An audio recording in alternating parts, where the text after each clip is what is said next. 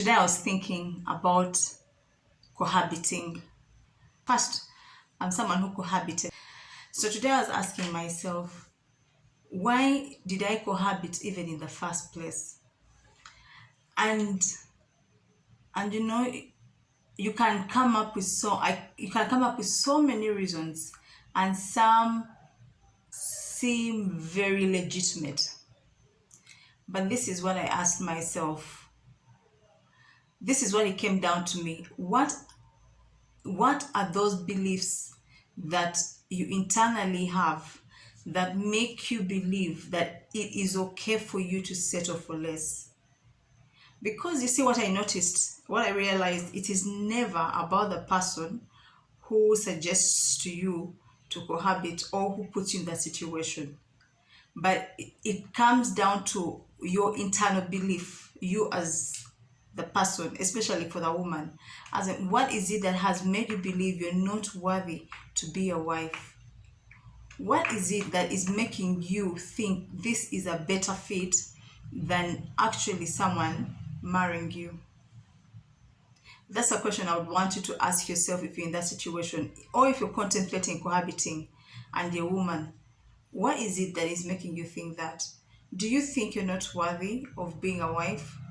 Has someone said something to you? Before I cohabited, like 3 years before that, I had had a called off engagement to a wedding. I had had of a called engagement to a wedding. So I think what happened, when I think about it deeply, I think how I arrived to the decision to settle for cohabitation is, I think something happened in my psyche or in my mind at that point. I remember before even I ever got to this point, I used to always say to myself, I wanted to be married, I wanted to be a wife. But it's like something shifted in me the moment it never happened the first time. And I found myself in this situation whereby I was so relaxed about my principles and I was willing to settle for less.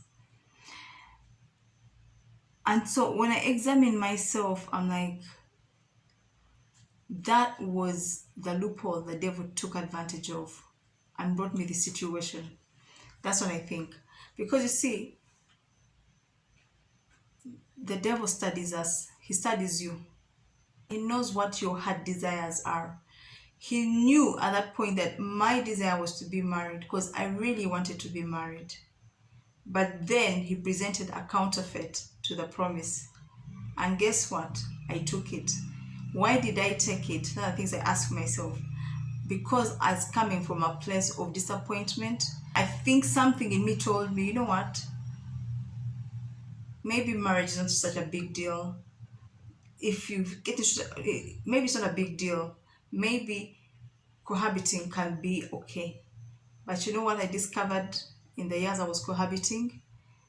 It was never okay because my heart couldn't make peace with it. I really believe when you search yourself, when you search your heart, you will realize that the reason you're actually even in that position right now, contemplating cohabitation or already in it, it's going to shock you that it has more to do with what you're believing about yourself, not the situation. Because it's one thing for someone to tell you, let's do this, and it's one thing for you to actually believe that you should do that. So anyways, that's just a part of it. The other, now, this video is about why you should not cohabit, but I kind of digressed. Why you shouldn't cohabit? First of all, as a Christian, it is not right. It's not biblical. And if you're a child of God, you will obey the words of God. If you truly love God, you will obey Him.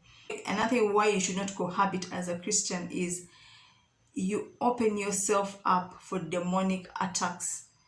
I know this may sound controversial, you may not understand it, but the moment you enter into that relationship like that, first of all, you're going to be fornicating.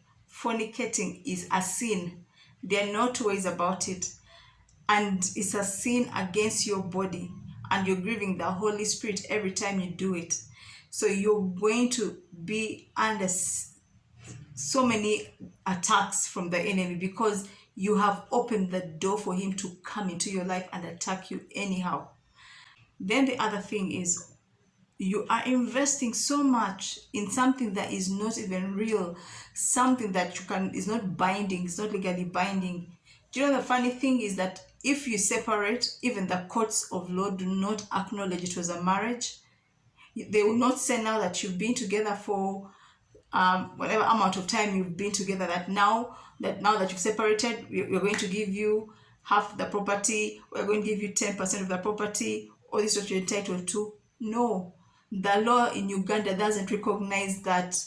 Instead, they will say if you have children with that man is responsible for his children. But you, as the woman, it's like you invested your time, your years for nothing.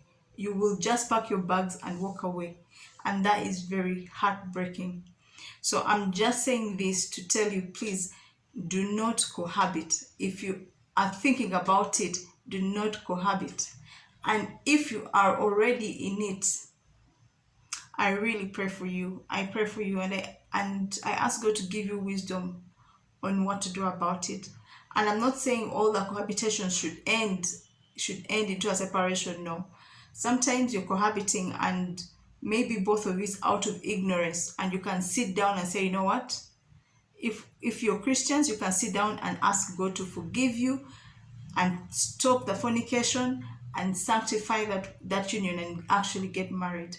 But if you find yourself in a difficult position that you have come to the realization that you're in wrong, and you tell your partner that we need to make this right, and they do not want to do the right thing, this is going to be very tough for you. But I really think you need to make that decision, either to continue living in sin or to walk away. It's never easy, it's so hard, but at the end of the day, you have to ask yourself, is it worth it? Is it worth it? Is losing your soul worth? Is sleeping with someone, is fornicating for the rest of your life worth losing your soul, worth losing your happiness, your peace of mind for the rest of your life? It just comes down to that, guys, and they're very tough decisions to make, but you've got to make them. I hope I'm speaking to someone. I don't know why I feel led to say this, but I pray you make the right decision. I pray that you ask God for wisdom on what to do next.